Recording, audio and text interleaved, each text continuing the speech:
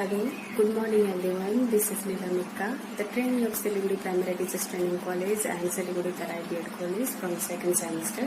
And my method paper is political science. So today I am going to discuss about the different forms of government. But before going to a lesson, I want to tell you something about the government. So let's firstly discuss about the government. So exactly what is government? When the group of the people managing the affairs of the country, then it is called government. And the government has many functions, like first one is it protects the boundary of the country and maintain the peaceful relation with other countries, and it governs the country according to the law of the land, and it also builds the infrastructure of the country, and it look after the welfare of the people by providing the education, health services, etc. And it also maintain the law and order, and it provide aid to the people affected by the natural disaster such as floods, earthquake, etc. And the next is, let's learn about the levels of the government in India. So in the Indian Union is a sovereign, secular republic and a democratic, and with the parliamentary system. And we have also the government at the national level and the state level. And we have also the local self-government at cities, towns, villages. And the next is the organs of the government or the branches of the government. So there are mainly three types of organs. First one is executive, and the legislature and the judiciary. So legislature is the makes the law, and executive is implements the law, and the judiciary is justify the law. But about this organ, I have already told you in my last video. So let's directly learn about the different forms of government. So let's begin it. So there are three main types of government in the history of the MAP guideline. So first one is monarchy, and the second one is dictatorship, and the third one is democracy. So let's first discuss about the monarchy. So what is monarchy government? So monarchy, in these types of government, the monarchy, that means king or queen, has the absolute power to run the country. And in these forms of government, people do not have the right to choose their ruler. For example, like the neighbor of India, Bhutan has these forms of government.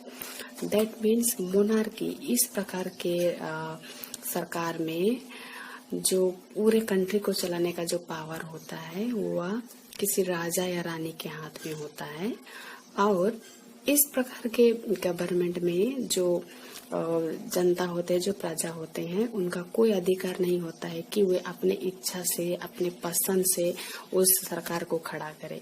और ये राजा रानी का प्रथा जो शासक होते हैं वे अभी भी हमारे पड़ोसी देश भूटान में मौजूद है।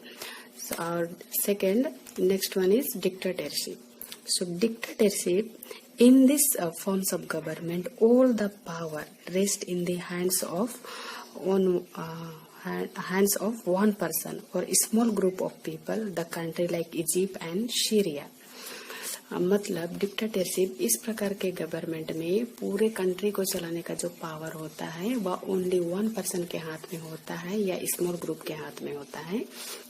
और जैसे कि इसे हम तानाशाही शासक कहते हैं, जो पहले हिस्ट्री में वर्ल्ड वार के टाइम में जैसे कि हिटलर था जो पूरे जर्मनी को अपने हाथ में चलाता था, केवल उनके ऊपर पावर था, इसे डिक्टेटरशिप शासक कहते हैं। दैट मीन्स डिक्टेटरशिप गवर्नमेंट कहते हैं, जो ओनली वन पर्सन पूरी कंट्री को चलाता है। तो इस प्रकार के शासक अभी भी इजिप्ट और सीरिया में है।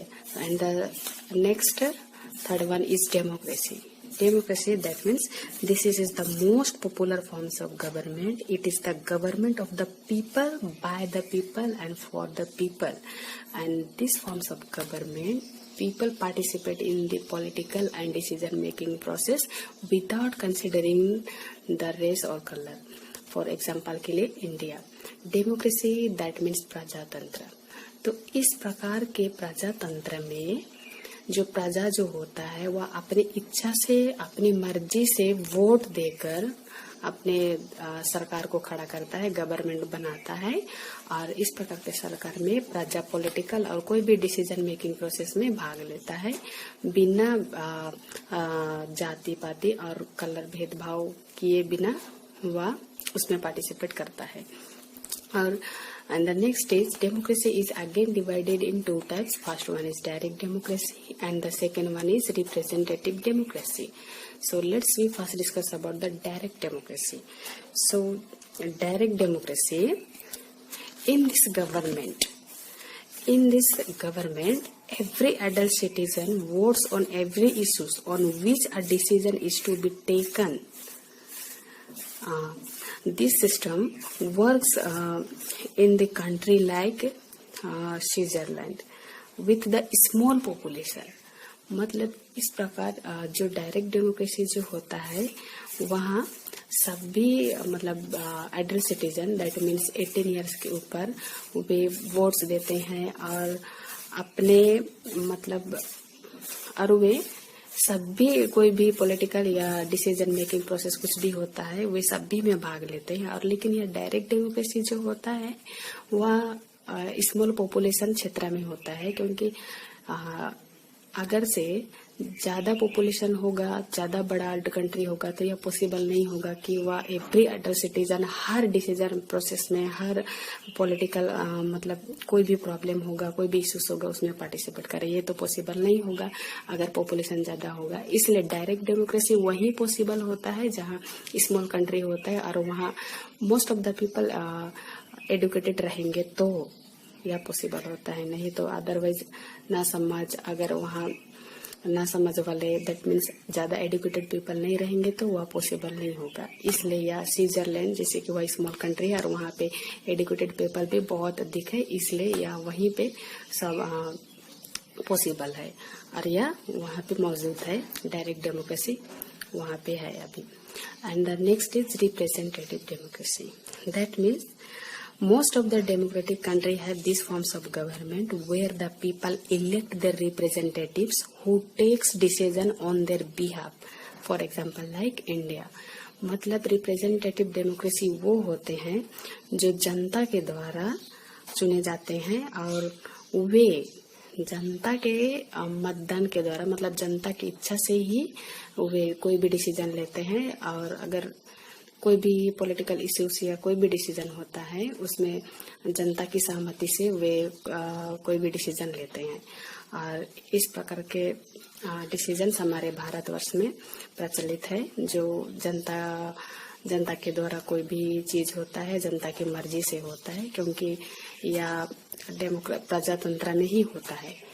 और representative democracy is again divided in two types. First one is parliamentary system and the second one is presidential system. So let's first discuss about the parliamentary system. So parliamentary system, in this government is actually run by the prime minister or the other ministers who are the member of the parliament, that means legislature.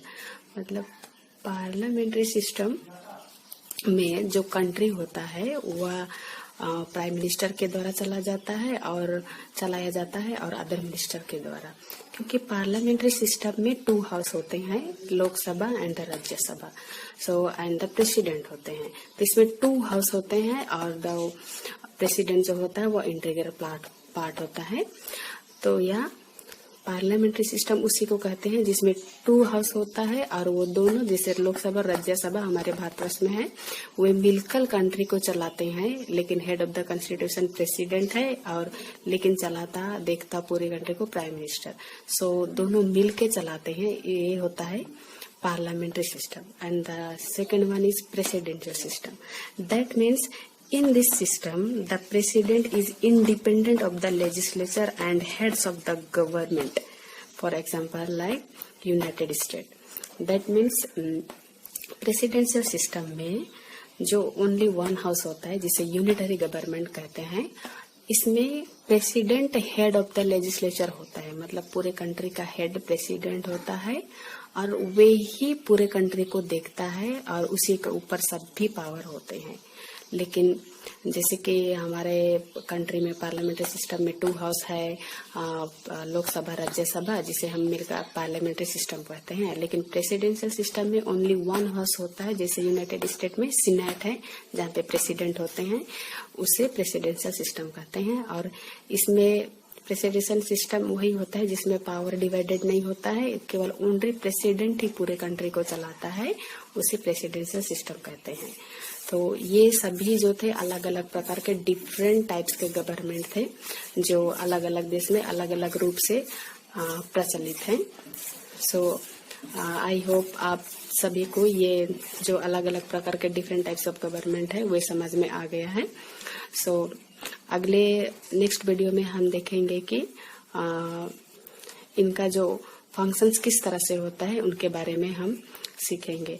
सो आज के video के लिए इतना ही था। Thank you for watching.